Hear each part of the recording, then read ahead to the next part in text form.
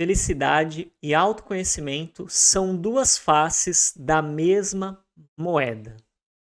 Hoje eu quero conversar com vocês exatamente sobre a importância do equilíbrio entre o amor e o conflito para que a gente consiga realmente construir, sabe, uma saúde mental, uma saúde emocional e uma capacidade da gente expressar os nossos potenciais e os nossos talentos. Eu sei que talvez seja, um pouco contra-intuitivo, né, o que que seria, né, meio que, como assim conflito ajuda a pessoa a ficar bem, conflito ajuda a pessoa a se desenvolver, o amor não é o suficiente, né? Será que uma pessoa que recebe somente amor e não tem uma dose de conflito, ela realmente não se torna uma pessoa saudável? E eu tô aqui exatamente, né, para te dizer o seguinte: somente o amor, ele faz a pessoa não conseguir estar preparada para enxergar algumas questões que ela precisa enxergar que só podem aparecer para ela se ela tiver uma certa dose de conflito, mas é um conflito saudável, obviamente. Mas antes de entrar, né, nesse assunto, eu já peço que você possa se inscrever aqui no canal. Eita, não quer aparecer? Aqui, ó. Se inscreva aqui no canal.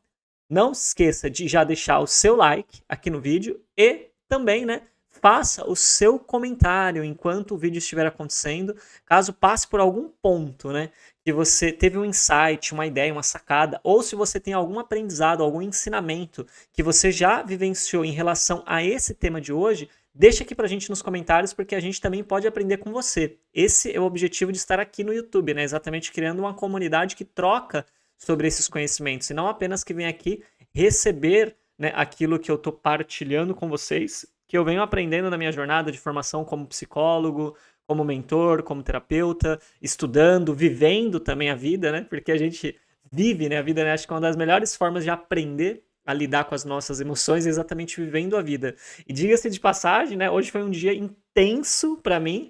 Hoje foi um dia assim que eu fui lá embaixo, fui lá em cima algumas vezes e, né, passei por aquilo que eu tinha que passar e pude aprender um pouquinho mais. Então, seguinte, o que acontece, né? Imagina só, imagina que você tem uma semente.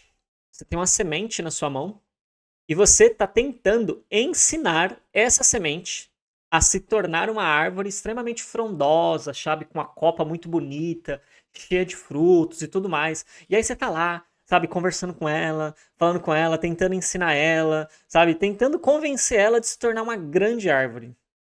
Vai funcionar? Honestamente? A gente sabe que não, né? Falando assim de uma semente, né? A gente é muito óbvio, né? Falar, ah, claro que não vai. Só que, por que que a gente tenta fazer isso com as pessoas?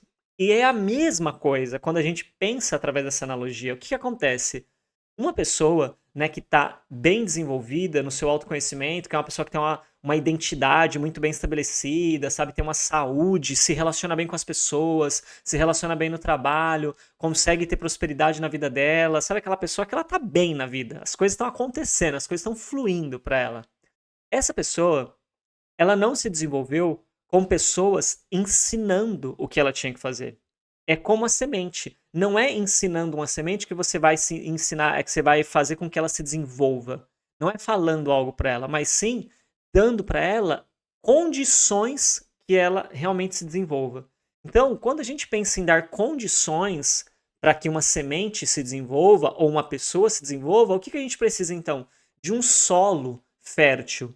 E o que que seria, né, um solo fértil? Um solo fértil é uma pessoa que convive em ambientes onde tem uma atmosfera de respeito, que traz para ela um sentimento de segurança.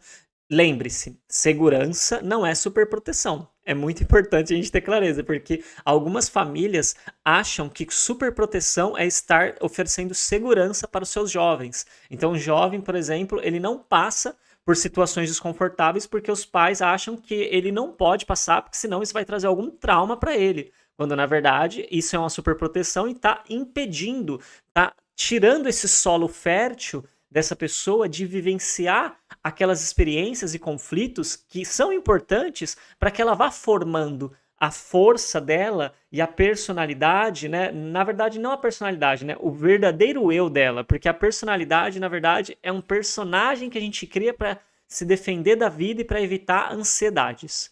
Mas, então, assim, um ambiente que não é um ambiente de superproteção, que oferece segurança, é um ambiente onde as pessoas que estão fazendo parte dele entendem o que é respeitar o outro, mas também entendem que tem alguns desafios, que tem algumas dores, algumas dificuldades que o outro precisa passar por aquilo. Não adianta eu me antecipar e tentar evitar com que o outro passe por aquilo, porque fazendo isso eu estou exatamente tirando dele a oportunidade de vivenciar sentimentos, de vivenciar pensamentos, de vivenciar comportamentos que ele precisa ir refinando ao longo do caminho dele.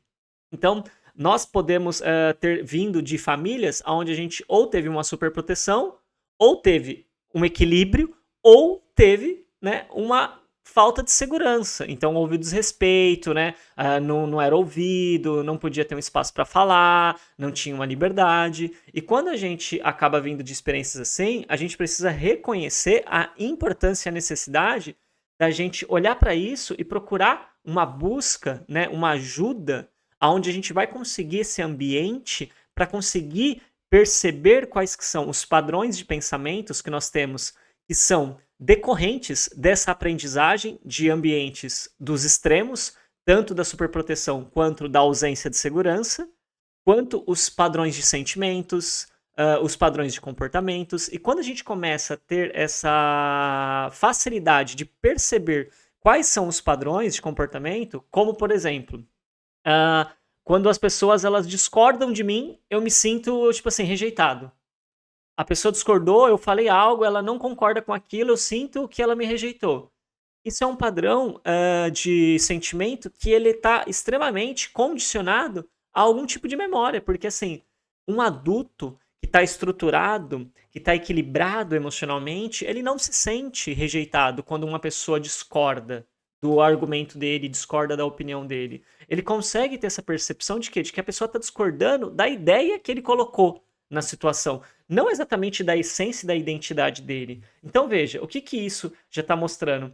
Que nesse momento essa pessoa, ela não tem ainda a identidade dela construída, então ela confunde as ações que ela tem, as falas que ela tem, as ideias que ela tem, os comportamentos que ela tem com a identidade dela. E quando a pessoa então nega aquele comportamento, aquela fala, aquela atitude, ela se sente como se ela fosse negada. Mas a grande questão não é a outra pessoa. A grande questão é essa ausência de uma identidade no sujeito.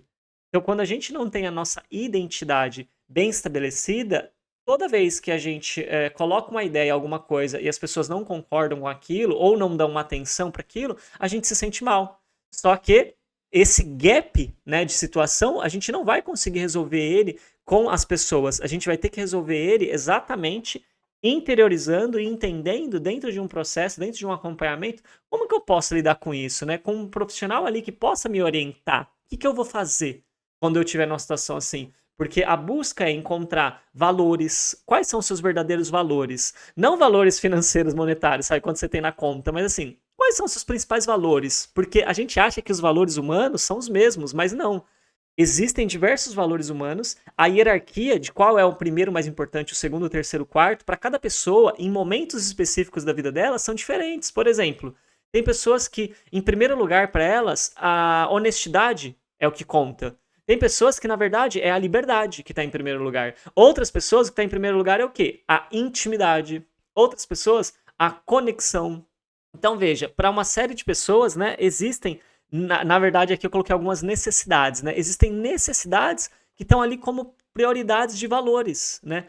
Então, quando a gente começa a entender essa dinâmica e perceber que quando a gente não tem uma clareza de quais são as nossas principais necessidades, de quais são os nossos principais valores e de quais são as nossas características que nós construímos, a gente realmente fica muito vulnerável a essas situações. E exatamente um ambiente de relacionamentos onde exige um amor e uma dose saudável de conflito é onde as nossas ideias elas vão entrar em contradição com as outras pessoas e a gente vai ter uma oportunidade de crescimento, de ir entendendo quem que somos nós, o que são as nossas necessidades, o que são os nossos valores, o que são os nossos pensamentos, o que são as nossas crenças. E isso precisa acontecer exatamente no quê? Na discordância. Então isso é o conflito saudável. Então quando a gente não discorda de um amigo ou de uma amiga porque ele é o nosso melhor amigo, é a nossa melhor amiga, então a gente vê às vezes a pessoa fazendo algo que está prejudicando ela. Mas por a gente ter essa crença de que um verdadeiro amigo, uma verdadeira amiga tem que concordar sempre com um amigo ou com uma amiga, a gente acaba fazendo o quê? A gente vê que aquilo não tá, sabe, ajudando aquela pessoa, só que a gente fica meio que travado, a gente não quer falar, mas é porque eu amo tanto essa pessoa, sabe?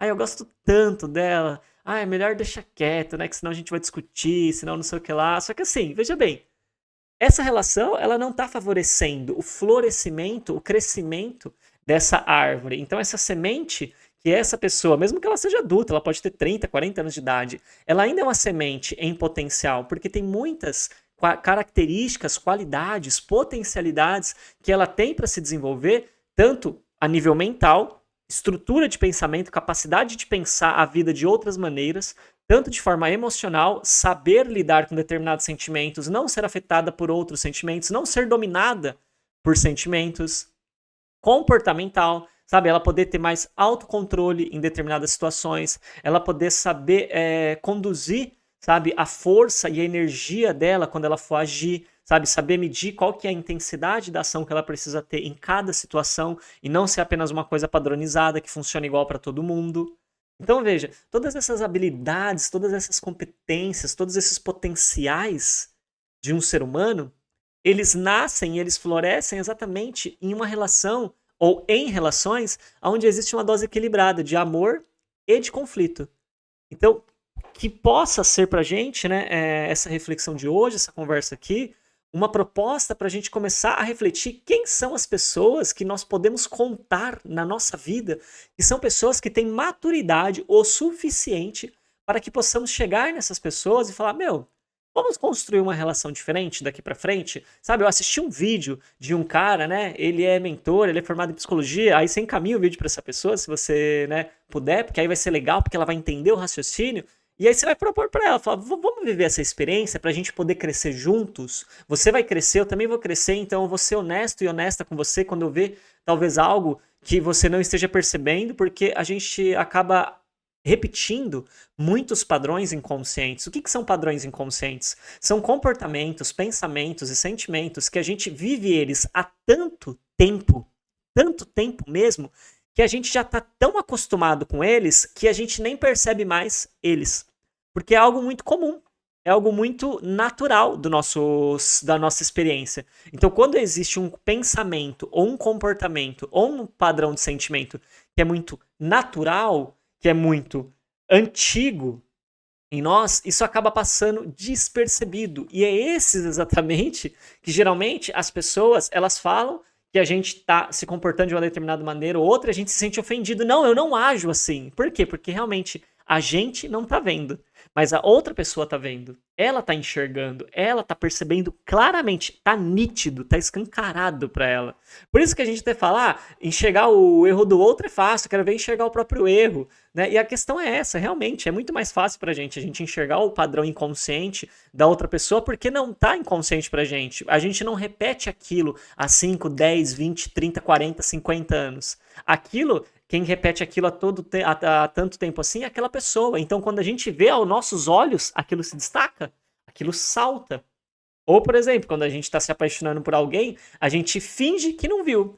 E aí, depois de um tempo, quando a gente começa, né, a ter mais intimidade com a pessoa e aquilo começa a ficar mais insustentável, vai incomodando no geral, a gente começa a fazer o quê? Geralmente, começa a pontuar. Eu não gosto quando você se comporta assim. Eu não gosto quando você fala desse jeito. Eu não gosto quando você me trata dessa maneira. Eu não gosto quando X tal. Então a gente começa a apontar. E aí começa às vezes o quê? A reação da outra pessoa. Mas antes você gostava de mim, agora você só reclama, agora você não sei o que lá. Então veja, se a gente tivesse realmente um hábito natural, né? E é isso que eu estou propondo aqui, a gente poder ir construindo esse hábito saudável de se relacionar com doses de amor e de conflito equilibradas, nós não teríamos problema de lidar com esse tipo de situação. Então, algo que é para o nosso crescimento acaba parecendo, sabe? Você só pega no meu pé. Você só reclama. Você só tá, tipo, só olhando para as coisas que eu não tô acertando e tal. Mas assim, a pessoa ela pode estar realmente sendo honesta. Mas é importante também a gente ter um ponto aqui de reflexão, que é assim, Quando um comportamento salta aos nossos olhos, um comportamento de alguém, ele salta muito forte aos nossos olhos, a gente percebe aquilo com muita facilidade. Olha, a probabilidade de nós termos aquele padrão de comportamento inconsciente em nós é muito alta. Mas assim, é muito assim, muito, muito, muito. Pra não dizer, tipo assim, 100%, você tá vendo que eu tô dizendo muito, muito, muito, muito, muito, muito, muito. Então, tudo aquilo que a gente consegue perceber assim, rápido no outro, que salta aos nossos olhos, é algo que a gente tá carregando ou é algo que a gente se curou e a gente passou pelo processo de entender aquilo conscientemente, de tirar aquilo do padrão inconsciente. A gente passou um tempo compreendendo como aquilo acontecia, acolhendo a gente porque aquilo acontecia, porque não adianta se julgar. E por um período, né, de uma aprendizagem, a gente foi reduzindo aquele comportamento, eliminando ele pouco a pouco até que ele desaparecesse.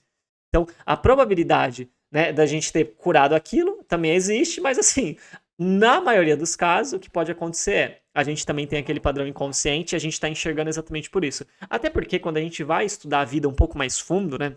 E a gente vai estudar a parte da bioenergética, né, a parte da física quântica, a parte do magnetismo da vida, a gente também compreende e entende que toda vez que a gente se conecta com uma pessoa, toda vez que a gente se aproxima de uma pessoa, é porque a gente tem um padrão parecido com o dela, um padrão equivalente ao dela. O universo, ele funciona por equivalência.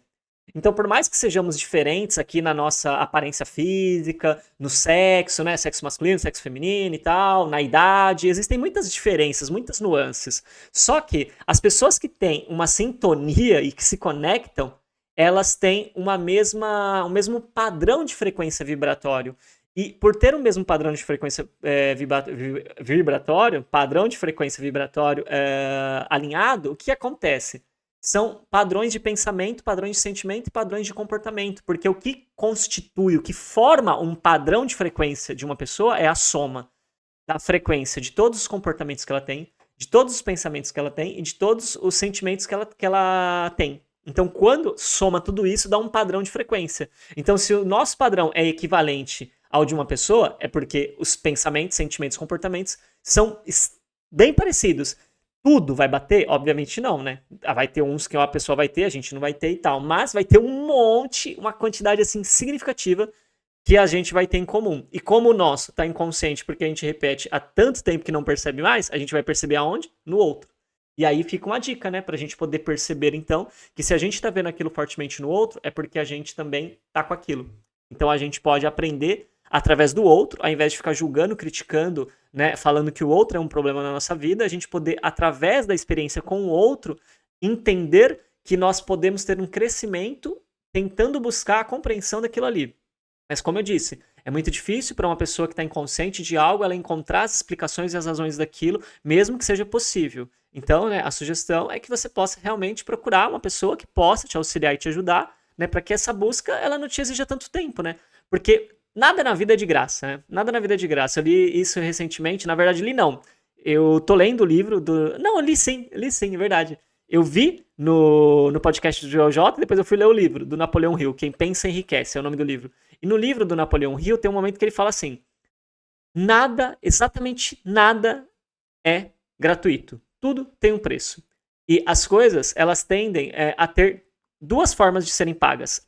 Ou com dinheiro, ou com tempo. O que isso quer dizer, né? Ou a gente dá dinheiro, ou a gente gasta tempo para descobrir aquilo. Então, essa equação da vida é importante que a gente tenha, sabe? Por que eu tô pagando para uma pessoa para que ela possa me ajudar com algo? Porque você quer economizar tempo. Então, se você acredita que o tempo é uma coisa valiosa, né? Porque eu, né, acredito que o tempo é a coisa mais valiosa, até porque tempo é vida, né? O que nós temos como vida é o tempo que nos resta. Esse tempo é a vida. Então, a vida, na minha opinião, é a coisa mais importante, né? A coisa mais valiosa que a gente tem, não é, né, as outras coisas que a gente adquiriu na vida. Então, como o tempo é a vida e ele é a coisa mais valiosa, quando a gente consegue sacar isso, a gente começa a perceber que o dinheiro, ele é importante e maravilhoso, inclusive muitas pessoas trocam o tempo para ganhar o dinheiro. Acaba que, quando a gente tem essa percepção, a gente entende que dependendo de quanto tempo for necessário eu precisar para resolver aquilo, é melhor eu pagar em dinheiro. Porque aí eu ganho tempo. Se eu ganho tempo, o que eu ganho? Eu ganho vida. Eu acredito que todo mundo gosta de ganhar vida, né? Eu, particularmente, eu amo ganhar vida. Vida é maravilhoso. Então, se essa mensagem ela fez sentido para você, não se esquece de se inscrever no canal, de deixar o seu like e também de fazer o seu comentário, porque é muito importante aqui para o canal e soma muito com o algoritmo para ele entregar para mais pessoas. E a gente se vê no próximo vídeo. Tchau, tchau!